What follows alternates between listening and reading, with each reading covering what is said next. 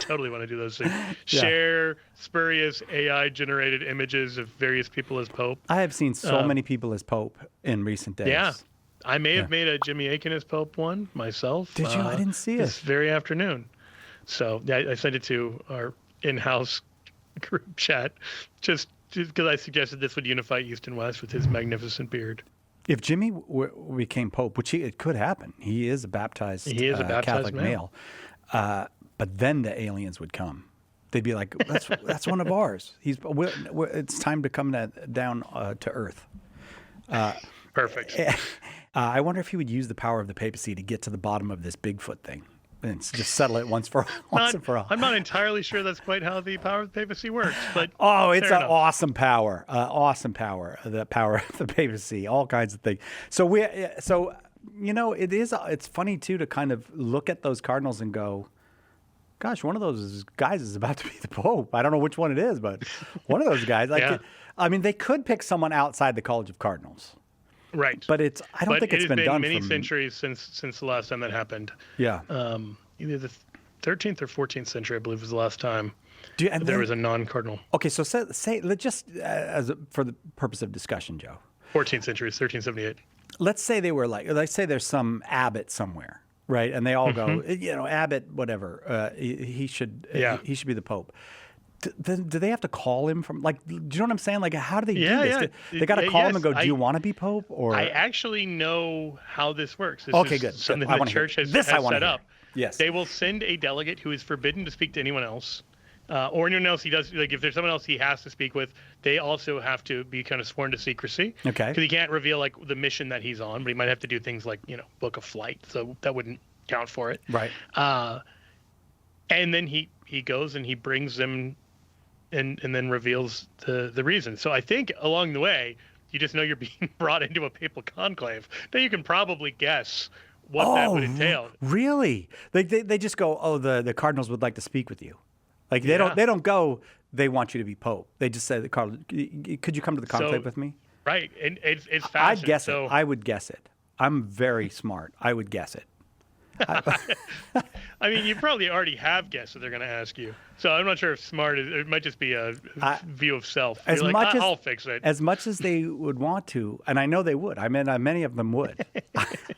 I feel like a married man is very unlikely to get the call to be the Pope. I think so too. So they have. It'd be a real burden. So here's the Cardinals, right? If they decide they want someone outside the conclave. They like open the front door and they go, send somebody in here, and somebody comes in and goes, get on a plane and go to wherever this abbot is, and then they go to the abbot, and that come with me. They'd like to see you in the conclave. I can't tell you what it's about. At this point, you would wink. You couldn't stop yourself. You'd be like, I can't tell you what it's about. And then imagine your disappointment if it turned out they were just like, we can't get the Wi-Fi working. Yeah, right. Like, do you have the password? Someone said Pope Francis gave it to you. Just to be clear, there's no Wi-Fi in the conclave, but you get the idea. Yeah, but okay. But then the guy, so he doesn't want to be Pope. He goes all the way to Rome, and he goes, "No, I'm not your man. You're gonna have to ask somebody else." Yes. Oh my gosh. Yeah. And I mean, that is. As strange as that is about the most realistic way that you would trigger the provision in paragraph 87 of Universi Dominici Gregis. So it talks about how like the last step of getting a new pope is, do you accept your canonical election as supreme pontiff? And the guy can say no, in which case you just go back to the drawing board and keep voting. Right. Well, Pope Francis said he considered saying no. He actually he said, "Give me a minute," and he went off by himself. And prayed, he said, which I think actually that's kind of prudent. Like, that's not something you want to just go, of course, sure, no problem. Can I have weekends off? Actually, I already had plans next week. Yeah, right. This is fascinating to me, Joe, that there is a provision for this. So that's interesting. I can't think of anybody who it could be. Like, there's not some... No, I think you probably got it right in the sense that sometimes there will be like a particularly holy like abbot or, someone involved in a religious order. But when I say sometimes, I think Celestine V is the last time that happened. And he didn't really like lasted he lasted 5 months. So right.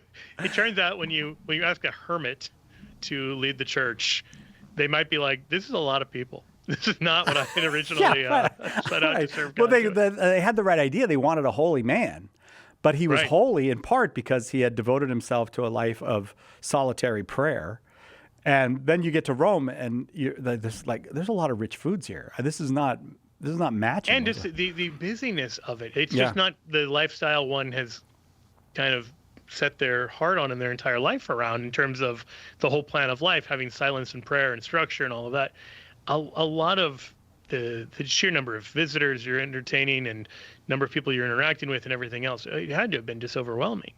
And, I don't mean that you can't be a very holy pope. It's just a very different call to holiness. Oh, sure, yeah. You can be a holy king. Francis de Sales talks about this in terms of just the difference between like someone called to a life of, silent contemplation and a bishop and a parent and everything else. These are different calls, all ordered to sainthood, but different kinds of saints.